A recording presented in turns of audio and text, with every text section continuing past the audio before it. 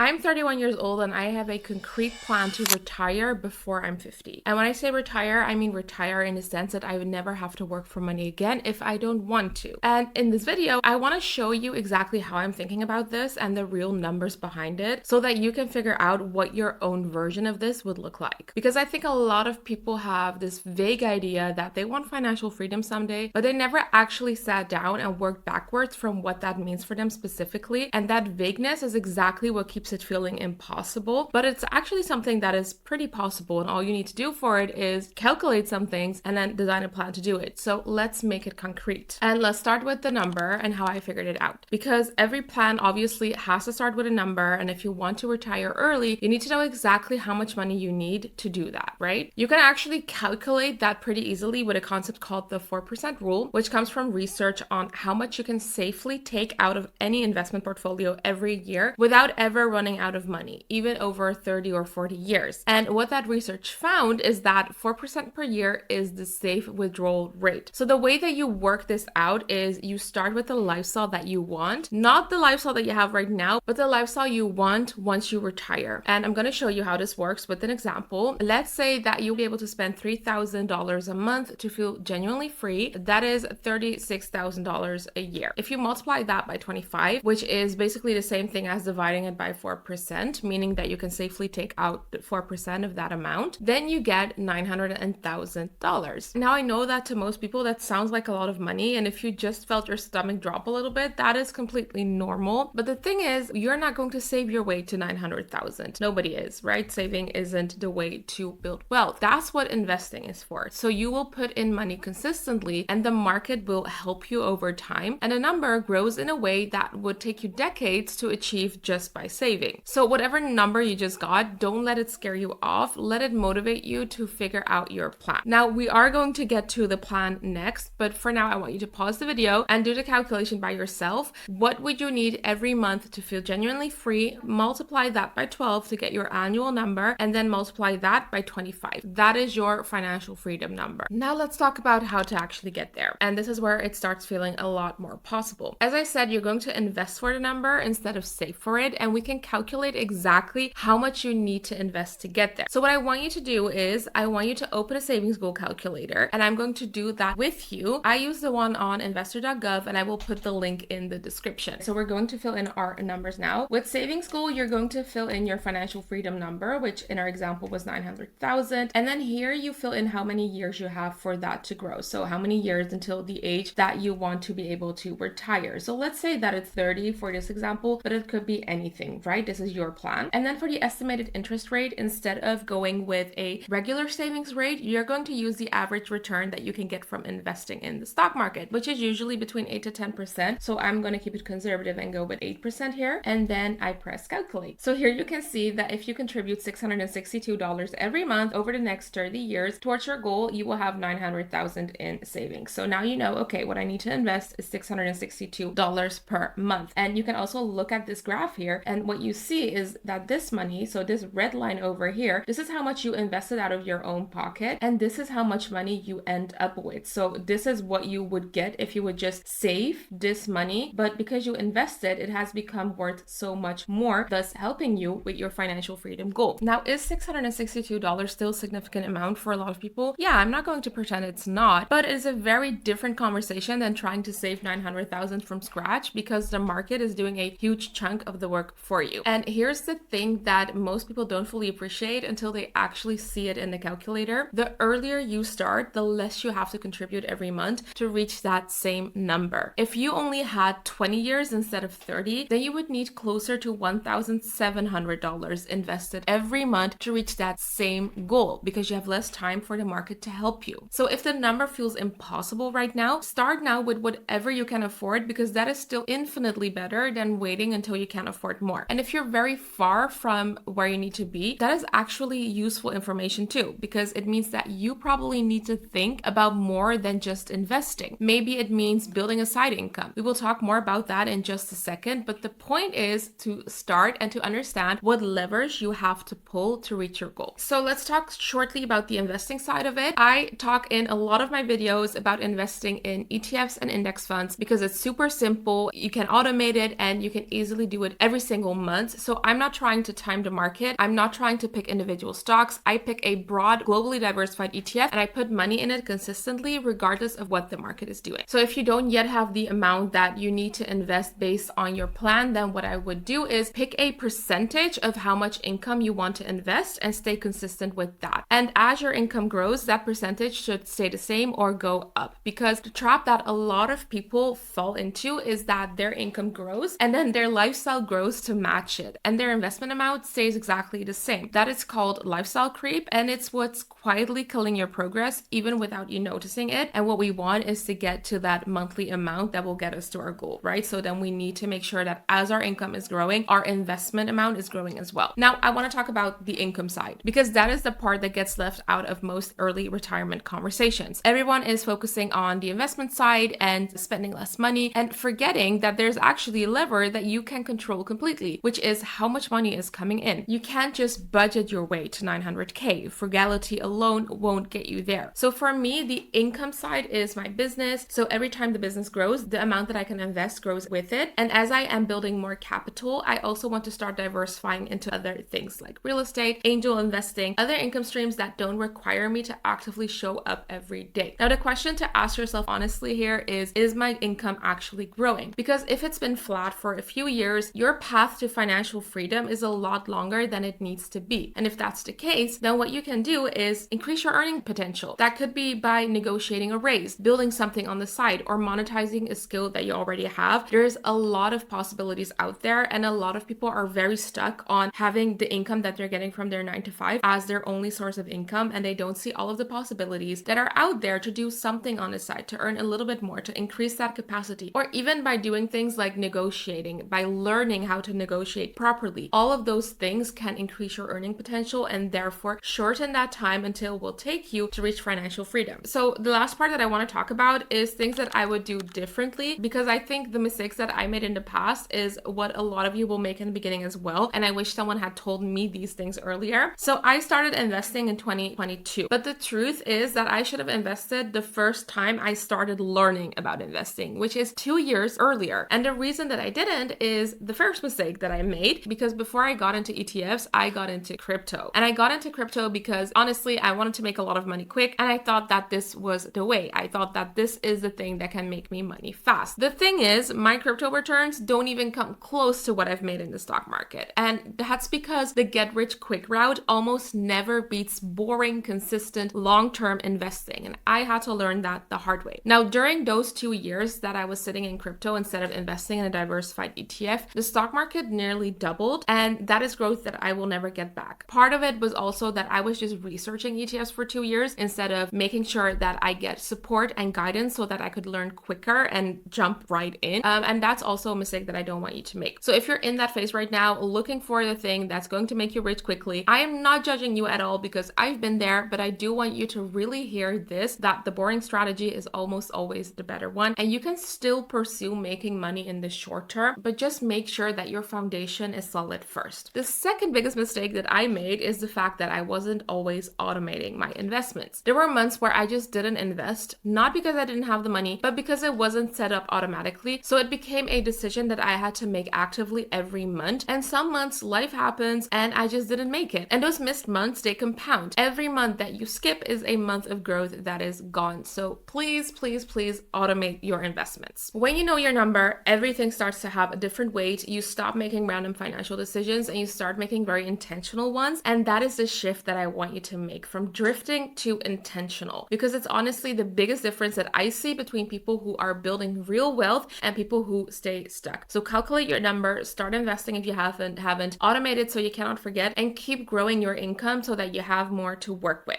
And if you want the step-by-step on how to actually start investing, which ETFs, which brokers, how to set it all up, I have a video that walks through all of that right here. Go watch that next, and also look at the description for all of the resources that I offer and how you can learn more from me.